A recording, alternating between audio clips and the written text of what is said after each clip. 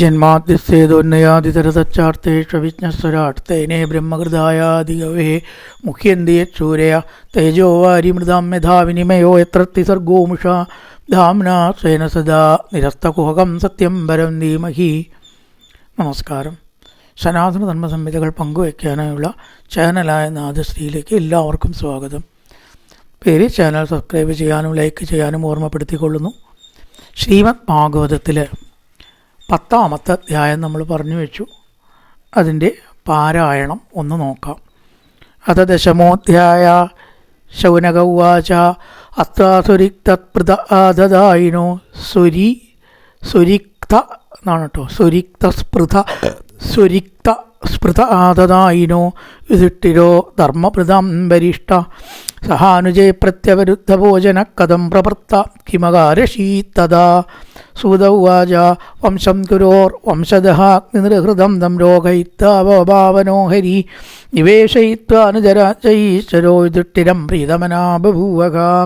നിശമ്യ ഭീഷ്മോക്തമതാച്യുതോക്തം പ്രവൃത്ത വിജ്ഞാന വിധൂത വിഭ്രമ ശശാസഗാം ഇന്ദ്രൈവാജിതാശ്രയ പരിത്യുപാം ദാമനുജാനുവർത്തിത കാമം ബവർഷപർജന്യ സർവകാമതുഗാമഹി. പരമപുത്രയുടെ രാജ്യത്തിൻ്റെ ഭരിക്കുമ്പോൾ ഉണ്ടായ നല്ല കാര്യങ്ങളാണ്. മഴ ശരിക്ക് പെയ്തു. കാമം ബവർഷപർജന്യ സർവകാമതുഗാമഹി ശിശുസ്മ പ്രജാൻ ഗാവാം പയസോതസ്തുതിർമുദാ നദ്യസ്തമുദ്രാഗരയസ്ത വനസ്പതി വീരുദാ ബലന്ത്യോഷതയ സർവ കാമമൻ മൃതസ്യ വൈ നാദയോ വ്യാതയ ക്ലേശാദൈവഭൂതാത്മഹേതവാജാതശബ്ദാവഭവൻ ജന്തൂനാൻ രാജ്ഞികർക്കിതിൽ ഉഷിത്വാഹാസ്തിനപുരേ മാതാൻ ഗതിവയാൻ ഹരി സുതാം തപിശോകായ സ്തുസുച്ച പ്രിയകാമ്യയാ ആമന്ദജ ബനുജ്ഞാത പരിഷജ്യാഭിവാദ്യത്താം ആരുരോഗരഥം കേച്ചിൽ പരിഷത്തോഭിവാദിത സുഭദ്ര ദ്രൗപദി കുന്തി വിരാടതനയാ തഥാ കാന്താരി ധൃതരാഷ്ട്രച്ചായുർത്തുർ ഗൗതമോ യമോ മൃഗോദരശ്ച ദൗമ്യശ്ച പ്രിയോ മത്സ്യസുധാദയാ ന സേഹിരേ വിമുഖ്യന്തോ വിരഹം ചാർങ്ങതന്വന സത്സംഗാൻ മുക്തദുസ്സംഗോ ഹാദിന്നോത്സകതേ ബുധ കീർത്യമാനം യശോ യസ്യ സഹൃദാകർണ്യരോചനം തത്മിന്നത്തതിയപ്പാർത്ത സഹേരൻ വിരഹം കഥം ദർശന സ്പർശസംലാഭ ശയനാസനഭോജനൈ സർവേ തേ നിമിഷേ ഋക്ഷേത്തമനുദ്ചേതസ. സർവേ തേ നിമിഷേ അക്ഷയ്, അവിടെ രക്ഷല്യ അക്ഷമാണ്. കൂടി ചേരുമ്പോൾ സന്ധിയിൽ വരും. സർവേ തേ നിമിഷേ അക്ഷയർ കണ്ണ് അക്ഷയൻ തമനുദ്ചേതസ വിക്ഷന്തസ്നേഹതം ബന്ധാഭിജേലുത്തത്ര തത്രഹ തരുന്തന്നുകള ബാഷ്പമൊക്കണ്ട്യാ ദേവകീസുതേ നിര്യാപ്ത്യകാരാന്നോ അഭദ്രം. ഭദ്രമല്ല, അവിടെ മാർക്കുണ്ട്. മാർക്കുള്ളതെങ്കിലും മുറിക്കാതിരിക്കുക. നിർവാത്യര ഭദ്രം ന ഭദ്രം എന്നില്ല, ഭദ്രം അഭദ്രം, അമംഗളം ഉണ്ടാവരുത്. നിര്യാത്യകാരാന്നോ ഭദ്രം ഇതിത്യാൽബാന്ധവത്രിയാമൃതംഗശങ്കവേരച്ച വീണാപണവഗോമുഖാ തുന്തുര്യാനകണ്ഡാന്യാനേതുന്തുവയർത്തതാ പ്രാസാദശിഖരാരൂഢാ കുരുനാര്യോ ദിദിക്ഷയാ ബഹുരക്കുസമേ കൃഷ്ണം പ്രേമവീടാത്മദേക്ഷണ സിദ്ധാതപത്രം ജഗ്രാഹ മുക്താദാമ വിഭൂഷദൻ രത്നദണ്ഡം ഗുഡാകേശ പ്രിയ പ്രിയതമസ്യ ഉദ്ധവസ്തകിശ്ചൈവ വ്യജനേ പരമാത്മുദേ വികീര്യമാണക്കുസമേ രേജേ മധുപതിപതി അശ്രൂയന്താശിഷസത്യാ തത്ര തത്ര നിജേരിത നാനുരൂപാനുരൂപാശ്ച. അർത്ഥം പറയുമ്പോൾ പറഞ്ഞല്ലോ, ന അനുരൂപാശ്ച, അനുരൂപമായിട്ടുള്ളതും അനുരൂപമായിട്ടല്ലാത്തതും. ഈശ്വരനെ അനുഗ്രഹിച്ചു എന്നാണ്. കൃഷ്ണന് വല്ലവരുടെ അനുഗ്രഹം വേണോ വെച്ചാൽ വേണ്ട. എന്നാൽ മനുഷ്യനായിട്ടുള്ള അവതാരം എന്ന രീതിയിൽ അപ്പോൾ ഇവരുടെ അനുഗ്രഹമാണ്, അനുരൂപവുമാണ്, അനുരൂപമല്ലാത്തതുമാണ്. ന അനുരൂപമാണ്, ന അനുരൂപവുമാണ്. ന അനുരൂപ ഗുണസ്യ ഗുണാത്മന അന്യോന്യമാസി സഞ്ചൽപ ഉത്തമ ശ്ലോകചേതസാം കൗരവേന്ദ്രപുരസ്ത്രീണാം സർവസ്തുതി മനോഹര സവേകിലായം ദുരുഷപുരാതനോ ഏകസീതവിശേഷാത്മനി.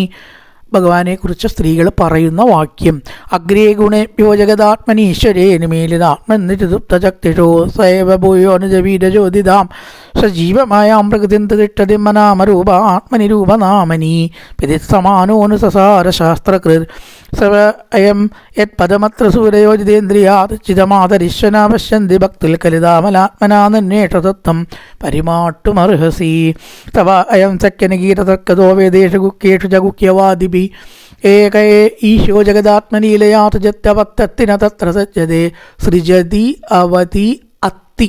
3 വാക്കാണ്. സൃജതി സൃഷ്ടിക്കുക, അവതി രക്ഷിക്കുക, അത്തി ഇല്ലാണ്ടാക്കുക. സൃജത്യവത്യത്തി പറയുമ്പോഴാണ് ബലം വരണത്.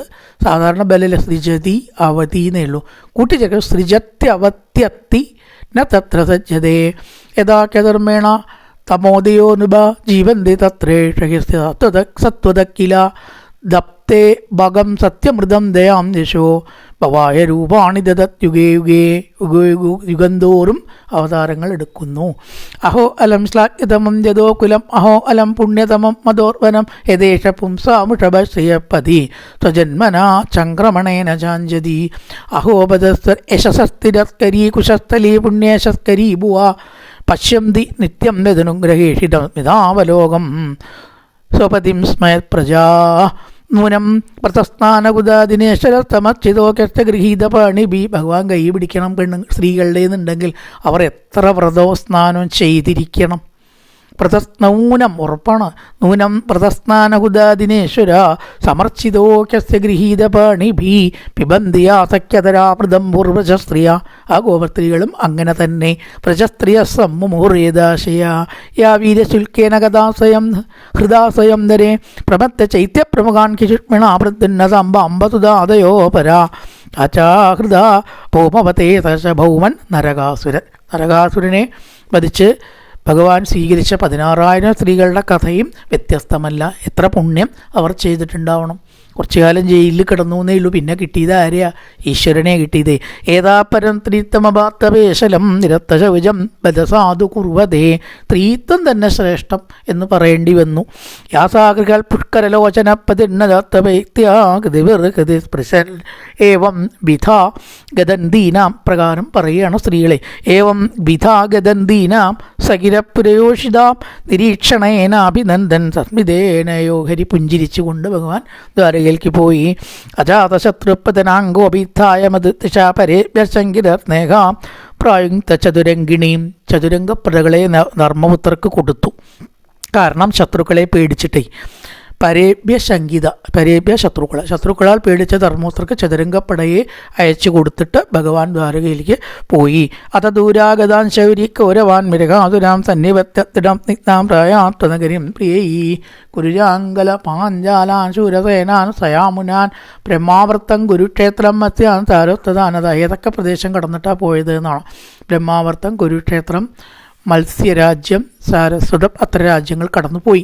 മരുധന്യം അതൊരു രാജ്യമാണ്. മരുധന്യം അതിക്രമ്യ സൗവീരാവീരയോ പരാനാനർത്ഥാൻ ഭാഗവോ ഭാഗാൻ ശാന്തവാഹൂമന വിഭോ തത്ര തത്ര തത്ര ഹരി പ്രത്യതാർഗണാസായം ബേജേത് ചമ്പച്ചാൽ കവിഷ്ടോകാം ഗതസ്തദാ. വൈകുന്നേരം ആയപ്പോൾ സായം ബേജെ, എപ്പോഴോ സൂര്യൻ സമുദ്രത്തിൽ വീണു. അപ്പോൾ അവിടെ എത്തിച്ചേരുകയും ചെയ്തു. ഇത് ശ്രീമദ് ഭാഗവതേ മഹാപുരാണേ പാരമഹംസ്യ സംവിധായാം പ്രഥമസ്കന്ധേ നൈമിഷയോപാഖ്യാനേ ശ്രീകൃഷ്ണദ്വാരകാഗമനം നാമ 10-മോധ്യായ. സർവത്ര ഗോവിന്ദനാമ സങ്കീർത്തനം. ഗോവിന്ദ ഗോവിന്ദ. ഇപ്പോൾ ദ്വാരകയിലേക്കുള്ള പോക്കാണല്ലോ പറഞ്ഞത്. ഇനി അടുത്ത അധ്യായത്തിൽ ദ്വാരകയിലേക്ക് പ്രവേശിക്കുമ്പോൾ എന്തൊക്കെ കോലാഹലം ഉണ്ടായത്. ഭഗവാൻ വരുമ്പോൾ വെറുതെ ഇല്ല, എന്തായാലും തീർച്ചയായിട്ടും. അതിനെയാണ് അടുത്ത അധ്യായം 11-ാമത്തെ അധ്യായത്തിൽ ദ്വാരകാ പ്രവേശം. മറ്റേ ദ്വാരകാ ഗമനം. സൂതവാച ആനർത്താൻ സപ്തപ്രത്യപ്രത്താം ജനപദാൻ സ്വകാൻ ദത്മോദരപരം തേഷാം വിഷാദം ശമയന്നിവ. എങ്ങനെയാ കൃഷ്ണൻ പ്രവേശിച്ചതെന്നാണെങ്കിൽ ഏറ്റവും സമൃദ്ധങ്ങളായ ദേശങ്ങളെ, സമൃദ്ധങ്ങളായ സ്വകാൻ ജനപദം ദേശം, സമൃദ്ധങ്ങളായിട്ടുള്ള ആ കാലത്തൊന്നും ദാരിദ്ര്യമോ വിഷമോ ഇല്ല തന്നെ. കാരണം ഭരിക്കുന്നത് ധർമ്മപുത്രരായിരുന്നല്ലോ അവിടേക്ക്. അപ്പം അതുകൊണ്ട് തൻ്റെ ദേശങ്ങളെ സമീപിച്ചിട്ട്, ദ്വാരകയ്ക്ക് സമീപമുള്ള ദേശങ്ങളെ സമീപിച്ചിട്ട്, ദ്വാരകയാണ് വർണ്ണിക്കണം, അതിൻ്റെ അടുത്താവണ വല്ല ദാരിദ്ര്യം ഉണ്ടാവും. ദ്വാരകയുടെ ചുറ്റും സമൃദ്ധങ്ങളായിട്ടുള്ള തൻ്റെ ആ ഒരു നാട് എന്നുള്ള ഭാവേനെ സമീപിച്ചിട്ട് എന്ത് ചെയ്തു ഭഗവാൻ? അവിടെ ഉള്ളവരുടെ മുഴുവൻ ദുഃഖത്തെ ഇല്ലാതാക്കിയിട്ട് ശംഖനാദം മുഴക്കി എന്ന് പറയണം. ദത്മോദരവരം ദേശാം. ദരവരം വിശിഷ്ടമായിട്ടുള്ള ശംഖ്, പാഞ്ചജന്യം. ഈ ശംഖനാദം എന്തിനാ പണ്ട് എല്ലാ പ്രധാന ഘട്ടത്തിലും ഇങ്ങനെ ശബ്ദിപ്പിച്ചിരുന്നു വെച്ചാൽ അമംഗളത്തിനെ കളയാൻ ശംഖിന് കഴിവുണ്ടത്രേ. വിഷാദം ശമയന്നിവ, കാരണം അവർക്കിപ്പോൾ എന്താ ദുഃഖം? ദ്വാരകയുടെ ചുറ്റുമുള്ളവർക്ക് ദുഃഖം ഉണ്ടാവുമോ? ഒരു വലിയ ദുഃഖം ഉണ്ട് അവർക്ക്. കൃഷ്ണൻ പോയി, അതിൽ ദുഃഖമല്ലേ? ദുഃഖമല്ല എന്ന് പറയാൻ പറ്റുമോ? കൃഷ്ണനല്ലേ ദ്വാരകയുടെ ഐശ്വര്യം. അത് കുറച്ച് നേരമായിട്ട് ഇവിടെ ഇല്ല. അപ്പം അവരെല്ലാം ദുഃഖിച്ചിരിക്കുകയാണ്. അയ്യോ, എന്നാൽ ഈ കൃഷ്ണൻ ഇല്ലാണ്ട് ഈ ദ്വാരക എന്തിനാ? നമ്മളെ ജീവിതം എന്തിനാ? എന്തപ്പോൾ ഈ ജീവിതത്തിനൊരർത്ഥം? ഇങ്ങനെ വിഷാദപ്പെട്ട് ദുഃഖിച്ച് കഴിയുന്ന അവർക്ക് ആ ദുഃഖത്തെ അകറ്റാൻ വേണ്ടിയിട്ട് ഭഗവാൻ എന്ത് ചെയ്തു? ശംഖനാദാണ് മുഴക്കി.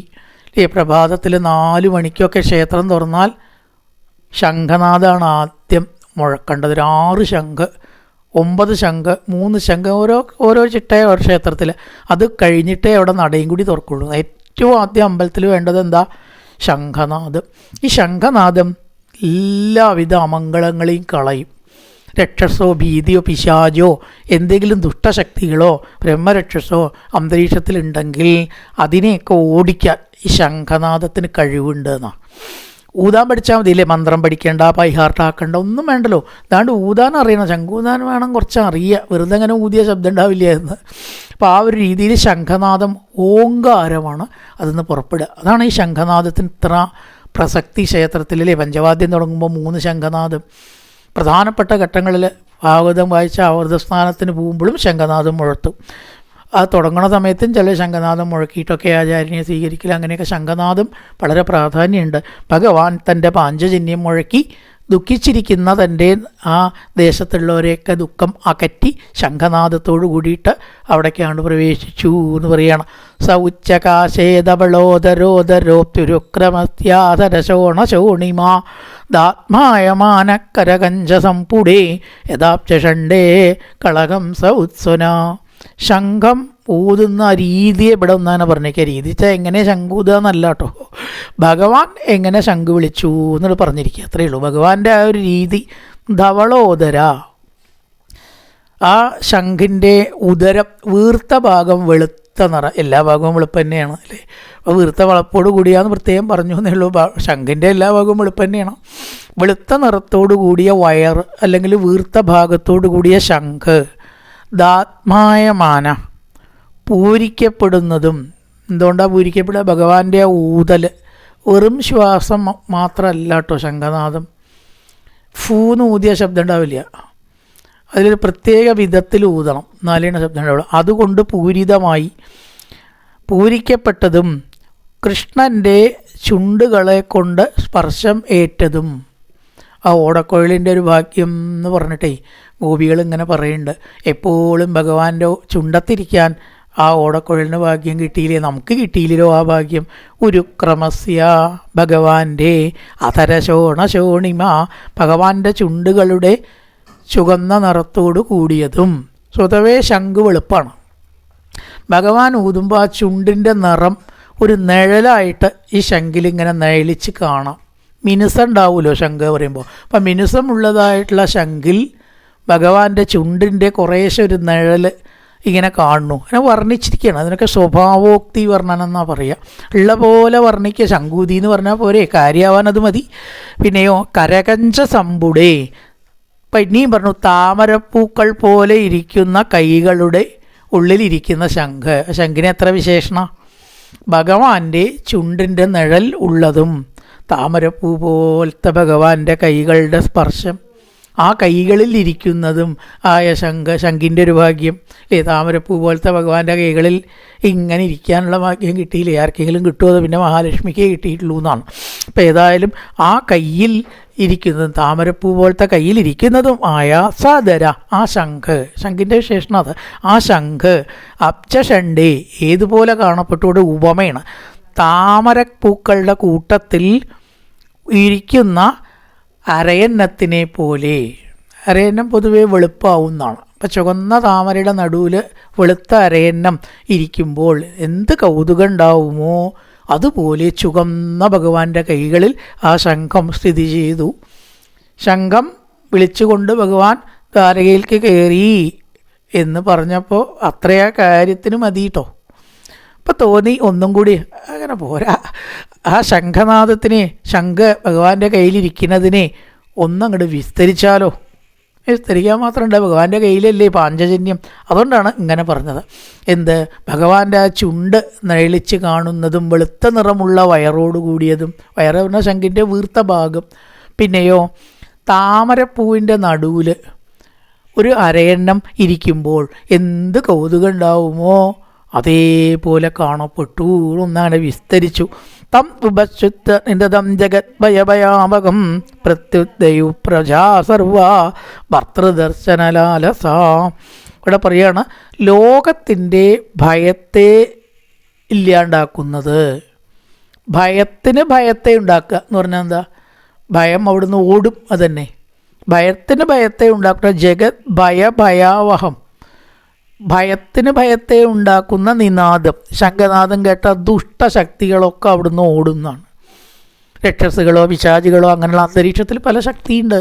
ആണ് നമ്മളെ പലതും ചെയ്യിക്കുന്നതും പറയിക്കുന്നതും. ചില ദിവസം നമ്മൾ തന്നെ അറിയില്ല നമ്മുടെ വാക്കുകൾ എങ്ങനെയൊക്കെ വരിക, ഭാവം എങ്ങനെയൊക്കെ പോവുക. എന്താ അത്രയും കാരണം നമ്മുടെ കുറ്റമല്ല എന്നാണ് പറയുന്നത്. ചിലർ അന്തരീക്ഷത്തിൽ ചില ശക്തി, ചിലപ്പോൾ നമ്മൾ വളരെ ശാന്തരായിട്ടും ഭംഗിയായിട്ടും കാണപ്പെടുന്നു. ചില ശക്തികളുണ്ട് അത്രയും അന്തരീക്ഷത്തിൽ. അപ്പം അത് പോവാനാണ് എന്ത് ചെയ്യണത്? നാമം ജപിക്കുക. വീട്ടിൽ നമുക്ക് ചെയ്യാൻ പറ്റും, ശംഖൂതാൻ പറ്റില്ല, നാമം ജപിക്കുക. അപ്പോൾ ആ ശക്തികളൊക്കെ അവിടുന്ന് പോകുന്നതാണ്. അല്ലാണ്ട് ഇപ്പോൾ ഈ ധനം ഉണ്ടാവുക, സ്വർണം വരിക, അതല്ല ഈ ഈശ്വരശക്തികൾ, മന്ത്രങ്ങൾ, ഇതിൻ്റെയൊക്കെ ശരിക്കുള്ള എഫക്റ്റ്. അതിന് അധ്വാനിച്ച് ഉണ്ടാക്കണം, അല്ല ഭാഗ്യം വേണം. പക്ഷേ വേറൊരു ശക്തി ഉറപ്പാണ്, എന്ത്, അവിടെ സമാധാനം ഉണ്ടാവും. അത് വലിയൊരു കാര്യമാണ്. എന്തുണ്ടായിട്ടും സമാധാനം ഇല്ല, വല്ല കാര്യമുണ്ടോ? അപ്പോൾ അവിടുത്തെ ഈ ദുഷ്ടശക്തികൾ അന്തരീക്ഷത്തിൽ ഈ തരംഗങ്ങളൊക്കെ ഇങ്ങനെ ഉണ്ടാവും. ഇത്രേ ശംഖ ഊതിയാലുണ്ടാവും, നാമം ജപിച്ചാലുണ്ടാവും, ശിരകഥ പറയുന്ന ദിക്കിലോ അമംഗളങ്ങൾ ഉണ്ടാവില്ല. പിന്നെ വാദ്യങ്ങൾ കൊട്ടണോടത്തും ഉണ്ട് കേട്ടോ. തിമില, ഇടയ്ക്ക, ഇല്ലേ, മദ്ദളം, ഒക്കെ ദേവവാദ്യങ്ങളാണ്. അതൊക്കെ എന്തിനാണ് ഈ അമ്പലത്തിൽ കൊട്ടണം? വെറുതെ ഒരു രസത്തിന് വേണ്ടിയിട്ട് മാത്രമല്ല. ഇതൊക്കെ തത്വങ്ങളുണ്ട്. ശംഖനാദം, വാദ്യഘോഷം എന്നൊക്കെ പറഞ്ഞാൽ അമംഗളങ്ങൾ അന്തരീക്ഷത്തിൽ നിന്ന് ഇല്ലാണ്ടാക്കാനുള്ള കഴിവുണ്ട് അത്രേ ഇതിന്. അങ്ങനെയാണ് ഇതൊക്കെ ചിട്ടപ്പെടുത്തി കൊണ്ടുവന്നത്. പഞ്ചവാദ്യാണെങ്കിലും വേറൊന്നാണ്. ചെണ്ടയ്ക്കും അങ്ങനെയുള്ള ശക്തികൾ ഉണ്ടെന്നാണ് പറയുന്നത്. അസുരശക്തികളെ ഓടിക്കാൻ ചെണ്ട വേണത്ര, അതിനാ ചെണ്ടയും വന്നത്. അപ്പോൾ അങ്ങനെ ദുഷ്ടശക്തികളെ ഓടിക്കാൻ വേണ്ടിയിട്ടുള്ള ഈ ഇതിനൊക്കെ അപ്പോൾ ജഗത് ഭയഭയാവഹം, ലോകത്തിലത്തെ ഭയത്തിന്, അമംഗളത്തിന് ഭയം ഉണ്ടാക്കുന്ന ആ ശംഖനാദം കേട്ടിട്ട് ഇവിടെ എന്തുണ്ടായി? എല്ലാവരും വന്നു. ഭർത്തൃദർശനലാലസ. ഭർത്തൃ എന്ന് പറഞ്ഞാൽ അവിടെ സ്വാമി, യജമാനൻ, ഭൃത്യ എന്നുള്ളതിലത്തെ ഭർത്തൃ സ്വാമി. കൃഷ്ണനെ കാണാൻ എല്ലാവരും വന്നു. എല്ലാ പ്രജകളും വമ്പിച്ച ഒരു ജനക്കൂട്ടം അവിടെ ഉണ്ടായി.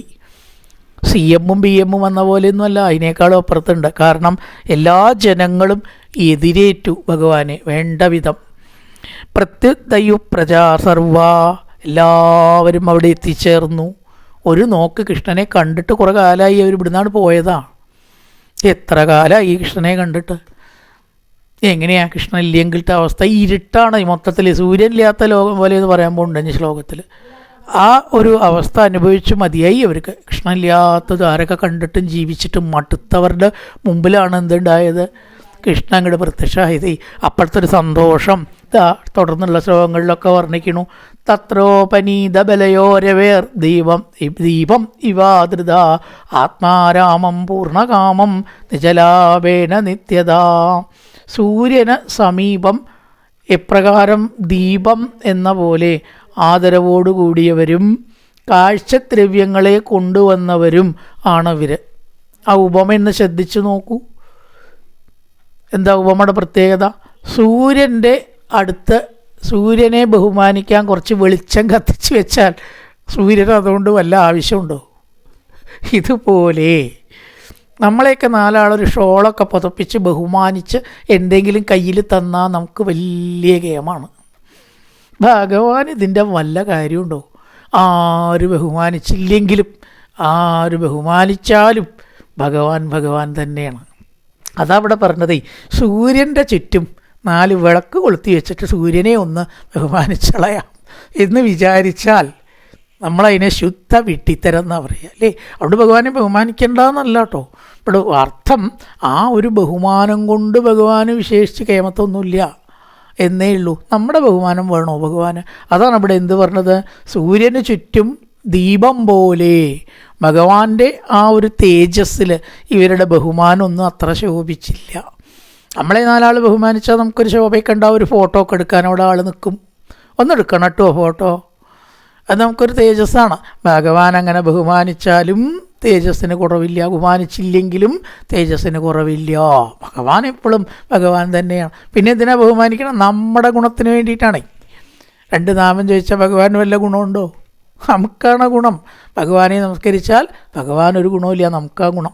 അതുപോലെ ആരുടെ ബഹുമതിയും ആവശ്യമില്ലാത്ത ആ ഭഗവാൻ അവിടെ ശോഭിച്ചു. ഉപനീത വിലയ കാഴ്ചദ്രവ്യങ്ങളെ പലരും കൊണ്ടുവന്നിട്ടുണ്ട്. ഓരോരുത്തർ പഴവർഗ്ഗങ്ങളായിട്ടും വേറൊന്നായിട്ടും വിശിഷ്ട വസ്തുക്കളായിട്ടൊക്കെ ഇട്ട് പ്രത്യുത്ബുല്ലമുഖ പ്രീത്യുത്ബുല്ലമുഖ പ്രീതിയാൽ വികസിച്ച മുഖത്തോടു കൂടിയ എല്ലാവരുടെ മുഖവും അത്ഭുതാകാരമായിട്ട് വിടർന്നിരിക്കുന്നു. പ്രധാനപ്പെട്ട ഒരു കാര്യത്തെ വീക്ഷിക്കുമ്പോൾ നമ്മുടെ മുഖത്തിനൊക്കെ ഒരു തേജസ് ഉണ്ടാവും അല്ലേ? ശ്രദ്ധിച്ചിട്ട് തന്നെ നിൽക്കുമ്പോൾ ആ മുഖത്തിന് ഒരു പ്രത്യേകത ഉണ്ടാവും എന്നാണ്. സാധാരണ ഉറക്കം തൂക്കിയ മുഖം പോലെ ആവില്ല. ഒരു കല്യാണം അവിടെ നടക്കേണ്ട എല്ലാവരുടെ മുഖം എങ്ങനെ ഉണ്ടാവുക?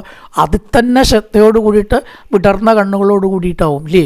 അല്ലാത്ത നിൽക്കുമ്പോൾ വെറുതെ നിൽക്കണമെന്ന് വ്യത്യാസമല്ലേ? അതേപോലെ പ്രീത്യുൽമുല്ല മുഖ കൃഷ്ണനെ ഒരു നോക്ക് കാണാനുള്ള ആകാംക്ഷയോട് കൂടിയ മുഖത്തോട് കൂടിയവർ നിത്യത എന്നും നിജലാഭേന സ്വരൂപത്താൽ പൂർണ്ണകാമത്തോടു കൂടി രമിക്കുന്നവനും പൂർണ്ണകാമം ഒക്കെ കൃഷ്ണൻ്റെ വിശേഷണങ്ങളാണ്. സർവസുഹൃത എല്ലാവരുടെയും സുഹൃത്തും രക്ഷിതാവും അവിതാരം എന്ന് പറഞ്ഞാൽ രക്ഷിക്കുക, അവ എന്ന് പറഞ്ഞാൽ രക്ഷിക്കുകയാണ്, അവിതാരം രക്ഷിതാവും ആയ ആ ബാലകന്മാർ പിതരം പിതാവിനോടെന്ന പോലെ ഹർഷഗദ്ഗതയാ സന്തോഷ നിമിത്തം ഇടറുന്ന വാക്കുകൊണ്ട് പറഞ്ഞു. രക്ഷിതാവായ അവനോട് കുട്ടികൾ അല്ലേ, എവിടേക്കെങ്കിലുമൊക്കെ അച്ഛന്മാർ പോയിട്ട് വന്നാൽ എന്തൊരു സന്തോഷമാവില്ലേ? കുട്ടികൾക്ക് അച്ഛൻ്റെ മേലിൽ കയറലും എടുക്കാൻ വേണ്ടി പോലും കൈ പിടിക്കലും അച്ഛൻ്റെ കൂടെ കുറച്ച് നേരം നടക്കലും പിടിച്ചൊരു ഭാഗത്തിരുത്തലും കുട്ടികൾ പല ചേഷ്ടകളില്ലേ കാണാത്ത അച്ഛനെ ഇട് കണ്ടാൽ കാണിക്കും. ഇന്നിപ്പോൾ ജീവിതത്തിൽ എന്താ പറയുക, അങ്ങനത്തെ രംഗങ്ങളൊക്കെ ഇല്ലാതെ ആയിരിക്കണു. അവിടെ നമുക്കിതൊക്കെ പറയുമ്പോൾ ചിലപ്പോൾ അത്ഭുതം തോന്നും, അങ്ങനെയൊക്കെ ഉണ്ടാവുമോ? നമ്മളൊക്കെ എവിടെയെങ്കിലുമൊക്കെ അച്ഛൻ പോയി വന്നാലേ ദൂരത്തുനിന്ന് നോക്കി നിൽക്കും. അതാ അച്ഛൻ വരുന്നു, പാടത്തുനിന്ന് ദൂരത്തുനിന്ന് കണ്ട് പാടം മുമ്പിലുണ്ടായിരുന്നു, അതാ അച്ഛൻ വരുന്നു എന്നങ്ങനെ പറഞ്ഞ് ദൂരത്തുനിന്ന് ഇങ്ങനെ നോക്കി നിൽക്കും. പഠിക്കലിക്കാണ്ട് ഓടും അച്ഛൻ വരുമ്പോഴേക്കും ഇല്ലേ, കൈ ഇങ്ങോട്ട് പിടിച്ച് കുറേ ദൂരം അച്ഛൻ്റെ കൈയൊക്കെ പിടിച്ച് ഇങ്ങനെ തൂങ്ങി ഇങ്ങനെ കൊണ്ടിങ്ങോട്ട് വരാനൊരു സുഖം. അപ്പം അതേപോലെ ഇവിടെ പറയണം, രക്ഷിതാവിനോട് കുട്ടികൾ എപ്രകാരം സന്തോഷം പ്രകടിപ്പിക്കുമോ അതേപോലെ ഭഗവാൻ എല്ലാവരുടെ പിതാവല്ലേ, എല്ലാവരുടെയും അച്ഛനല്ലേ ഭഗവാൻ, ആലോചിച്ച് നോക്കിയാൽ. അതുകൊണ്ട് എല്ലാവരും സന്തോഷം കൊണ്ട് ഇടറുന്ന വാക്ക് പുറത്തേക്ക് വരുന്നില്ല എന്ന് പറഞ്ഞാൽ ഇടറുന്ന വാക്കുകളോട് കൂടിയിട്ട് എന്താ ശ്ലോകത്തിൻ്റെയൊക്കെ ഭംഗി പറഞ്ഞാണ്ടോ സമയം തികയണു. 4-5 ശ്ലോകേ ആയിട്ടുള്ളൂ ഇപ്പോൾ. അപ്പോൾ ഏതായാലും തത്രോപനീത ബലയോർ രവേർ ദീപമിവാതൃത ആത്മാരാമം പൂർണ്ണകാമം നിചലാഭേന നിത്യത സ്വയം ലാഭത്താൽ തന്നെ സംതൃപ്തനായിട്ടുള്ള ഭഗവാനെ ഇവരൊക്കെ ബഹുമാനിച്ചു. ഏതുപോലെ? കുറച്ച് വിളക്കും കൊണ്ട് സൂര്യനെ ബഹുമാനിക്കണ പോലെ. വിളക്കും കൊണ്ട് രവേർ ദീപം നിവാതൃത, വിളക്ക് കൊണ്ട് സൂര്യന് വല്ല കാര്യമുണ്ടോ? അതുപോലെ സ്വതവേ തേജസ്വിയായിട്ടുള്ള ഭഗവാനെ ഇവർ ആദരിച്ചു. അതുകൊണ്ടൊരു തേജസ് കൂടാനൊന്നുമില്ല ഭഗവാൻ, അല്ലെങ്കിലും തേജസ്വിയാണ്. പ്രീത്തിൽ മുല്ലമുഖാപ്രോചർ ഹർഷഗദ്ഗതയാകിര വിടർന്ന മുഖത്തോടുകൂടി ഇടറുന്ന വാക്കുകളോടുകൂടി പിതരം സർവസുഹൃതം എല്ലാവരുടെയും രക്ഷിതാവും സുഹൃത്തുമാണല്ലോ ഭഗവാൻ. എല്ലാവരും അല്ലേ വിഷമിച്ച ആരെ വിളിക്കുക? അയ്യോ എൻ്റെ കൃഷ്ണ എന്നാ വിളിക്കുക, വേറൊന്നും വിളിക്കാണ്ടോ? ആർക്കെങ്കിലും രക്ഷിക്കാൻ പറ്റുമോ? അവർ രക്ഷിക്കാൻ പറ്റുന്ന ഒരൊറ്റ ആളേ ഉള്ളൂ ഭഗവാൻ. അപ്പം എല്ലാവരുടെയും രക്ഷിതാവായിട്ടുള്ള ആ ഭഗവാനെ എപ്രകാരം കുട്ടികൾ സ്വന്തം പിതാവ് വന്ന സന്തോഷം പ്രകടിപ്പിക്കുന്നുവോ അതുപോലെ പ്രകടിപ്പിച്ചു എന്ന് പറയുകയാണ്. എന്നിട്ട് അവർ ചിലരൊക്കെ സ്തുതിച്ചതിനെ പറയുക. കുറേ ശ്ലോകങ്ങളുണ്ട്. നാഥാസ്മതേ നാഥ സദാംഗ്രി പങ്കജം വിരിഞ്ച വൈരിഞ്ച സുരേന്ദ്രവന്ദിതം പരായണം ക്ഷേമമികേച്ഛതാം പരം നയത്രകാല പ്രഭവേത് പരപ്രഭു. അച്ഛനെ കുട്ടികൾ ബഹുമാനിച്ച പോലെ എന്ന് പറഞ്ഞപ്പോൾ തോന്നിയിട്ടുണ്ടാവണം കവിക്ക്. അങ്ങനെ പറഞ്ഞാൽ മതിയോ? ഒരു സാധാരണ അച്ഛനെ കുട്ടികൾ ബഹുമാനിക്കണ പോലെയാ കൃഷ്ണനെ ബഹുമാനിക്കുക? പോരാ, അത് പോരാ, ഒന്നങ്ങോട്ട് നന്നാക്കിയേക്കാം. അതാണ് ഇവിടെ അടുത്ത ശ്ലോകം പോലൊക്കെ ഒന്ന് പാടുമാറ്റി. അങ്ങനെ പോരാട്ടോ. വിരിഞ്ച വൈരിഞ്ച സുരേന്ദ്രവന്ദിതം. സാധാരണ അച്ഛനെ ബ്രഹ്മാവും ശിവനൊക്കെ വന്ദിക്കലുണ്ടോ? ഇവിടെ അതല്ല. ബ്രഹ്മാവ്, ശിവൻ, ഇന്ദ്രൻ മുതലായിട്ടവർ പോലും പൂജിക്കപ്പെടുന്നതായിട്ടുള്ള സർവേശ്വര, അങ്ങയുടെ പാദപത്മങ്ങളെ ഞങ്ങൾ വന്ദിക്കുന്നു. നതാസ്മ, ഞങ്ങൾ നമസ്കരിക്കുന്നു. നാഥ സംബോധന. സദാ അംഘ്രി പങ്കജം, അങ്ങയുടെ പാദപത്മങ്ങൾ. എങ്ങനത്തെ പാദപത്മങ്ങൾ? വിരിഞ്ച വൈരിഞ്ച സുരേന്ദ്രവന്ദിതം. ദേവേന്ദ്രൻ, ബ്രഹ്മാവ് മുതലായിട്ടുള്ളവരാൽ ഒക്കെ സദാ പൂജിക്കപ്പെടുന്നതായ, അവർക്ക് ഐശ്വര്യം ഉണ്ടാവണം വെച്ചാൽ കൃഷ്ണനെ പൂജിക്കണേ. പരായണം ക്ഷേമമികേച്ഛതാം പരം. ഉത്തമമായിരിക്കുന്ന രക്ഷാസ്ഥാനം അതേ ഉള്ളൂ. ഏതൊരാൾക്കും മുഖം കരോതി വാചാലം. സംസാരിക്കാൻ വയ്യാത്തവർക്ക് സംസാരശേഷി കൊടുക്കുന്നവനും, പങ്കും ലംഘയതേ ഗിരിയും, നടക്കാൻ വയ്യാത്തവർക്ക് മല കയറാനുള്ള ശക്തി ഉണ്ടാക്കി കൊടുക്കുന്നതാണ് ഇവിടെ പരായണം.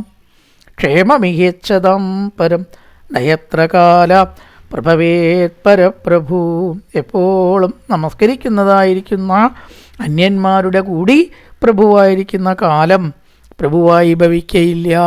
എന്താ അത്? എല്ലാവരുടെയും മീതെയാണ് കാലം എന്നാണ്. കാലത്തിന് അതീതമായിട്ട് ആരുമില്ല.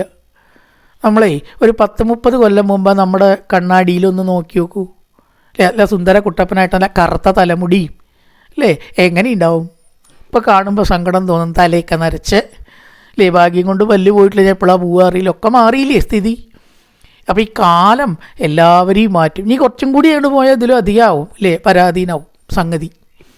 പക്ഷേ ഭഗവാന്റെ മേൽ ഈ കാലത്തിന് ഒരു ശക്തിയില്ല. അതാണ് ഭഗവാന്റെ പ്രത്യേകത. അതാണ് നയത്ര കാല പ്രഭവേത് പരപ്രഭു. എല്ലാവരുടെയും മീതെ കളിക്കുന്ന, ചവിട്ടി മെതിക്കണ കാലം ഭഗവാനെ തൊടാൻ ശക്തിയില്ലാത്തവനാണ്. ഭഗവാന്റെ മുമ്പിൽ കാലത്തിന് ഒരു ശക്തിയില്ല. നയത്ര കാല പ്രഭവേത് പരപ്രഭു. എല്ലാവരുടെയും പ്രഭുവായിട്ടുള്ള കാലം. കാലം എല്ലാവരുടെയും മീതെയാണ്. പക്ഷേ ആരുടെ മീതെയല്ല? ഭഗവാന്റെ മീതെയല്ല. അങ്ങനെയുള്ള ഭഗവാന്റെ പാദപത്മങ്ങളെ നമസ്കരിക്കുന്നു. നതാസ്മതേ നാഥ സദാംഘ്രി പങ്കജം വിരിഞ്ച വൈരിഞ്ച സുരേന്ദ്രവന്ദിതം പരായണം ക്ഷേമമികേച്ഛതാം പരം. ക്ഷേമവും സുഖവും ഉണ്ടാവണമെങ്കിൽ എന്തുണ്ടാവണം? ഭഗവാനെ അങ്ങയുടെ പാദപത്മത്തെ ആശ്രയിക്കുന്ന വേണം. പരായണം ക്ഷേമമികേച്ഛതാം പരം നയത്ര കാല പ്രഭവേത് പരപ്രഭു. കാലം പോലും ഏതൊരു ഭഗവാന്റെ പ്രഭു അല്ലയോ? അങ്ങനെയുള്ളതായിരിക്കുന്ന ഭഗവാനെ അങ്ങയുടെ പാദപത്മത്തെ നമസ്കരിക്കുന്നു എന്നങ്ങനെ പറഞ്ഞ് സ്തുതി തുടരുകയാണ് കേട്ടോ. കുറച്ച് ശ്ലോകങ്ങൾ ഭഗവാനെ എതിരേൽക്കുകയാണ് ദ്വാരകാവാസികൾ. കായേന വാചാ മനസേന്ദ്രിയർവാപ്ത്യാത്മനാ വാ പ്രകൃതേ സ്വഭാവാൻ കരോതി യത്യർസകലം പരസ്മൈ നാരായണായേതി സമർപ്പയാമി. ഓം പൂർണ്ണമദ പൂർണ്ണമിദം പൂർണ്ണാൽ പൂർണ്ണമുദച്യതേ പൂർണ്ണസ്യ പൂർണ്ണമാദായ പൂർണ്ണമേവാവശിഷ്യതേ. ഓം ശാന്തി ശാന്തി ശാന്തി. ഹരി ഓം ശ്രീ ഗുരുഭ്യോ നമഃ. ഹരി ഓം.